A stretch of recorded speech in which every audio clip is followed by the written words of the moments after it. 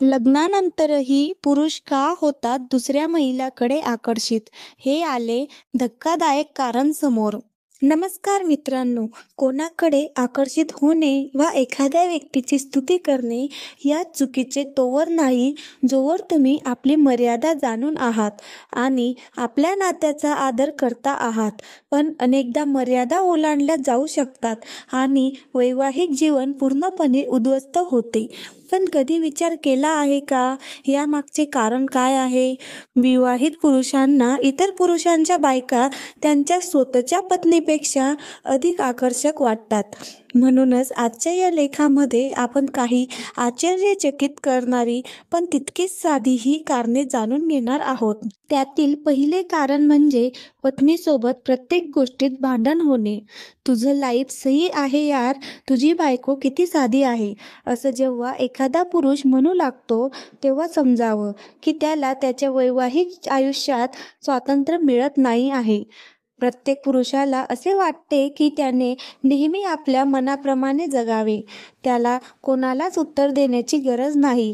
पण जेव्हा लग्न होते तेव्हा पुरुषाचे सर्व सुख आणि शांती संपुष्टात येते आणि मग त्यांना अशा लोकांच्या बायका आवडू लागतात ज्या त्यांच्या पतीला सर्व स्वातंत्र्य देतात आणि पतीचे लाईफ कंट्रोल करत नाही. दुसरे कारण म्हणजे मनातील एक इच्छा. प्रत्येक व्यक्तीच्या मनात आपल्या जोडीदाराची एक प्रतिमा असते आणि त्याची इच्छा असते की त्याला तसेच जोडीदार मिळावी. परंतु वास्तविक जीवनात तीच व्यक्ती मिळेल आवश्यक नसते. अशा परिस्थितीत माणूस जे मिळेल त्यात समाधान मानायला शिकतो. पण जेव्हा तो ते गुण इतर कोणामध्ये पाहतो तेव्हा तो स्वतःला त्याचे कौतुक करण्यापासून रोखू शकत नाही. त्यामुळे जर तुमचा नवरा दुसऱ्या एखाद्या स्त्रीचे खूप कौतुक करत असेल तर समजून जा की त्याला नेहमीच अशी मुलगी जोडीदार म्हणून हवी होती. तिसरे कारण म्हणजे कमी वयात लग्न होणे.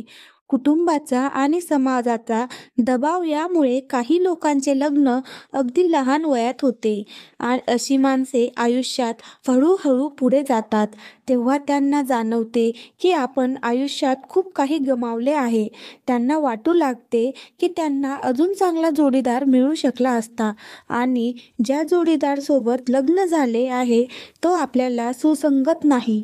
आणि हे देखील एक कारण आहे की असे लोक सहसा इतर स्त्रियांकडे खूप लवकर आकर्षित होतात. चौथे कारण म्हणजे शारीरिक सुख न मिळणे.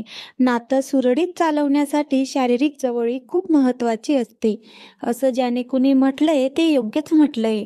अनेक नात्यात पत्नी आपल्या पतीला खुश ठेवू शकत नसते व त्याच्या अपेक्षाप्रमाणे त्याला हवे ते सुख देऊ शकत नसते. अशा वेळी पती नात्यात असमाधानी असतो आणि मग तो सहज इतर स्त्रियांकडे आकर्षित होऊ लागतो. पाचवे कारण म्हणजे मुलांच्या जन्मानंतर.